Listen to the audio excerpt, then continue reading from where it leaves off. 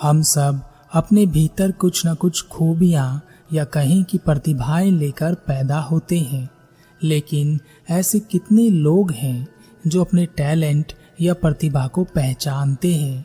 दुनिया में 70% लोग ऐसे हैं जो अपनी प्रतिभा को पहचानते ही नहीं हैं।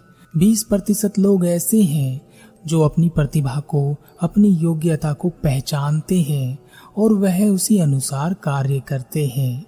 दुनिया के 10% लोग ऐसे हैं जो जिस काम को करते हैं वही उनकी प्रतिभा बन जाती है।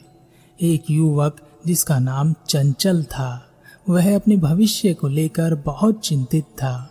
एक दिन एक नगर से जाते समय उसने एक गुरु को देखा जो अपने प्रवचन दे रहे थे। गुरु ने कहा, मनुष्य प्रतिभाशाली जीव है, उसमें विभिन्न प्रकार की प्रतिभाएं छुपी हुई हैं जिन्हें वह जानता नहीं है। क्योंकि वह खुद को ही नहीं जानता तो अपनी प्रतिभाओं को कैसे जानेगा। इसलिए अपने आप को जानो और पहचानो। गुरु के प्रवचन सुनकर चंचल को लगा कि शायद यह गुरु उसका भविष्य सुधार सकते हैं, संवार सकते हैं। इसलिए वह गुरु के पीछे पीछे उनके आश्रम पहुंच गया और गुरु के पास पहुंचकर कहा, हे गुरुदेव, क्या आप मुझे बता सकते हैं कि मैं कैसे अपनी योग्यता का पता करूं, कैसे मैं अपनी प्रतिभा को पहचानूं ताकि मैं अपना भविष्य बना सकूं। गुरु ने कहा, हमारी योग्यता वही होती है जिसमें हमें खुशी मिलती है। अपनी खुशी का पीछा करो तो तुम्हें तुम्हारी प्रतिभा अवश्य मिलेगी। लेकिन गुरु को रोकते हुए चंचल ने कहा, बस गुरुदेव, मैं समझ गया, आपकी बात खुशी का पीछा करना है ना, मैं करूँगा अपनी खुशी का पीछा। आपका धन्यवाद मेरा भविष्य बनाने के लिए। उसने गुरु की पूरी बात सुनी ही नहीं और यह कहकर वहां से चला गया।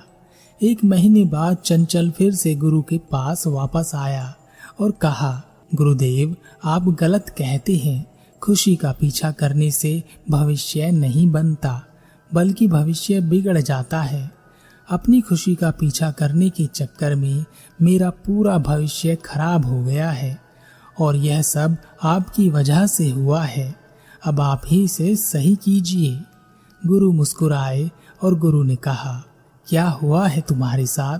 चंचल ने कहा, गुरुदेव, जब मैंने अपनी खुशी ढूंढी तो मुझे पता चला कि मुझे लोगों को परेशान करने में, उन्हें सताने में बहुत मजा आता है, बहुत खुशी मिलती है, तो मैंने ऐसा ही किया।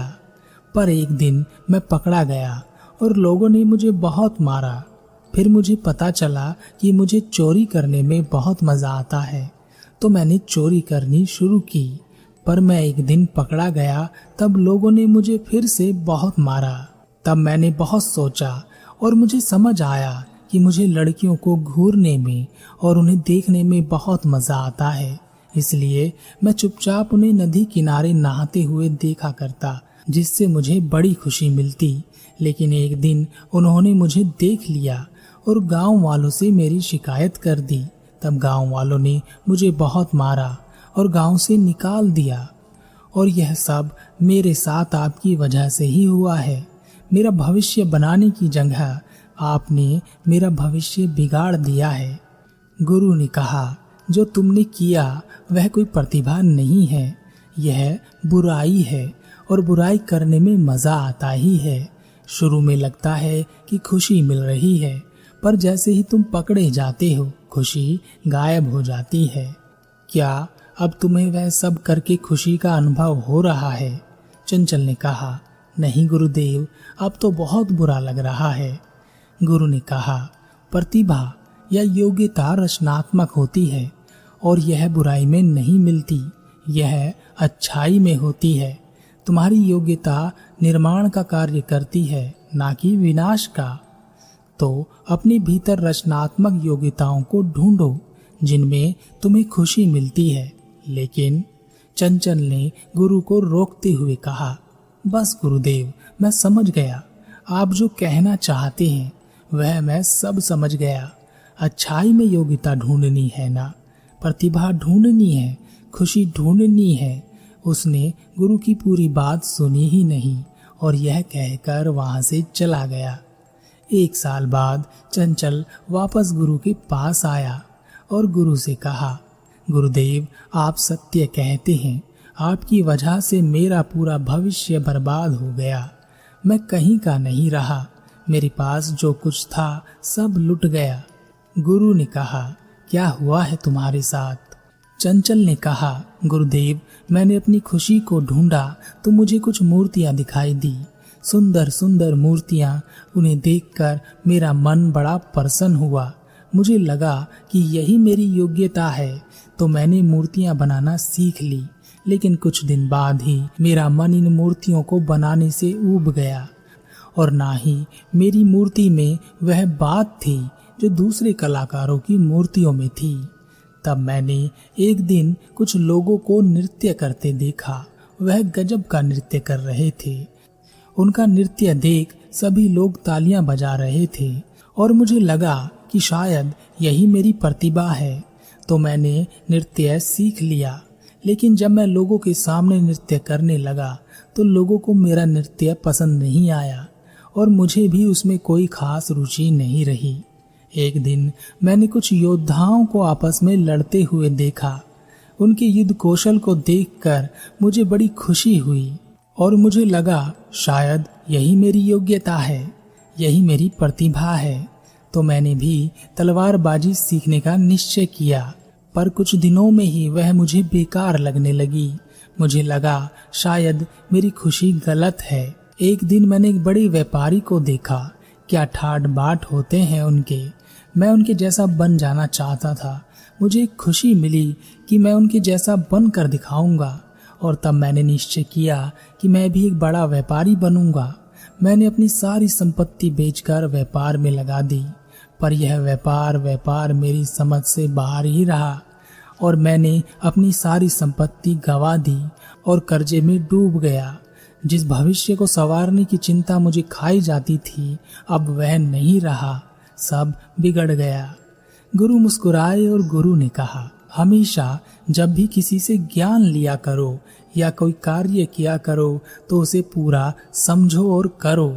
तुमने कभी भी मेरी बात पूरी नहीं सुनी, इसलिए तुम्हारे साथ यह सब हुआ। अब ध्यान से सुनो। हमारी प्रतिभा हमारे अंतर से जुड़ी होती है, इसलिए उसे करते समय हमें खुशी मिलती है, एक अलग ही सुख मिलता है और यह सुख और यह खुशी स्थायी होती है। बाहर के वातावरण का, समस्या का, परिस्थिति का इस पर कोई प्रभाव नहीं पड़ता।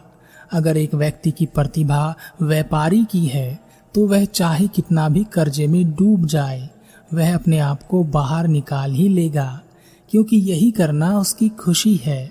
वह यही है, वह कभी भी किसी भी स्थिति में इसे नहीं छोड़ेगा, चाहे समय कैसा भी हो। चंचल ने कहा, तो गुरुदेव, क्या मेरी कोई योग्यता ही नहीं है, कोई प्रतिभा ही नहीं है, मैं ऐसे ही बेकार हूँ? गुरु ने कहा, यही तो पहचानने और जानने की बात है। मैं जानता हूँ तुम्हारी प्रतिभा क्या है। मैंने देखा है तुम्हें कई बार तुम्हारी प्रतिभा के साथ। चंचल ने कहा, मुझ में क्या प्रतिभा है गुरुदेव, जो मुझे ही नहीं दिखाई दी और आपको दिख गई? गुरु ने कहा, क्योंकि आजकल प्रतिभा का मतलब मान सम्मान और रुपए पैसे से समझ लिया जाता है। इसलिए व्यक्ति वही करने की कोशिश करता रहता है जिसमें उसे मान सम्मान मिल सके, रुपए पैसे मिल सकें, और वह ऐसी चीजों में अपनी प्रतिभा को खोजता रहता है। यह बात याद रखना, रुपए पैसे से प्रतिभा नहीं आती, योग्यता नहीं आती, बल्कि प्रतिभा से, योग्यता से मान सम्मान, रुपया पैसा, धन दौलत आता है। पर अगर यह सब ना भी हो तब भी आपकी प्रतिभा आपके सुकून का कारण बनती है, आपकी खुशी जो आपके अंतर से आती है। चंचल ने कहा, आप सही कहते हैं गुरुदेव, पर आपने मुझे बताया नहीं कि मेरी प्रतिभा क्या है। गुरु ने कहा, तुम्हारे थैले में क्या है? चंचल ने कहा, कुछ नहीं, बस कुछ कविताएं, कुछ गीत जो मैंने लिखे हैं। गुरु ने कहा, और यह तुम कब से लिख रहे हो? चंचल ने कहा, पिछले 7 सालों से। गुरु ने कहा, क्या कभी जब तुम उदास रहे, जब तुम दुख के दौर से गुजर रहे थे और जब तुम खुशियों से भरे थे और जब तुम्हारे पास कुछ नहीं बचा और जब तुम्हें लगा कि तुम्हारा भविष्य खराब हो गया है, तब भी क्या तुम अपनी कविताओं और गीतों के साथ थे या तुमने इन्हें छोड़ दिया था? चंचल ने कहा, नहीं, बल्कि मैं अपने बुरे समय में इनके और करीब था। गुरु ने कहा, यही तुम्हारी प्रतिभा है, यही तुम्हारी योग्यता है। इसके अलावा तुम्हारे पास और भी योग्यताएं और प्रतिभाएं हो सकती हैं, पर इन्हें खोजना तो तुम्हें ही पड़ेगा, क्योंकि यह तुम्हारे अंतर में है। चंचल ने कहा, गुरुदेव, आप सही कहते हैं, पर मैं इन कविताओं से, इन गीतों से धन तो नहीं कमा सकता, सम्मान तो नहीं पा सकता, लेकिन खुशी और सुकून जरूर मिलता है। गुरु ने कहा, अपनी प्रतिभा को निखारो, तुम्हें बहुत कुछ मिलेगा। चंचल गुरु को प्रणाम कर वहां से चला गया और 2 साल बाद वह वापस अपने रथ के साथ वापस आश्रम में आया। वह रथ से उतरा और गुरु के पास पहुंचा और गुरु से कहा, गुरुदेव, आपकी वजह से मेरा भविष्य बदल गया है, सुधर गया है। अब राजा के दरबार में मैं राजकवि हूँ और यह सब आपकी वजह से ही हुआ है। आपका धन्यवाद। हम सब अपने जीवन में अपनी योग्यता, अपनी प्रतिभा को बिना जाने जीवन जीते रहते हैं और यह सब इसलिए होता है क्योंकि हमारे पास एक ही विकल्प होता है और वह होता है कि हमें किसी तरह जीवन यापन करने के लिए धन की प्राप्ति हो, और जिस मार्ग से हमारे पास धन आता है उसी को हम अपनी योग्यता या प्रतिभा मान लेते हैं। इसलिए आज की दुनिया में ज्यादातर लोगों के पास काम तो है, पर उन्हें उनके काम में सुकून नहीं है, शांति नहीं है, क्योंकि वह वही काम करे जा रहे हैं जो वह है ही नहीं। इसलिए अपनी प्रतिभा को पहचानिए, अपने अंतर को खोजिए और सही मार्ग पकड़िए।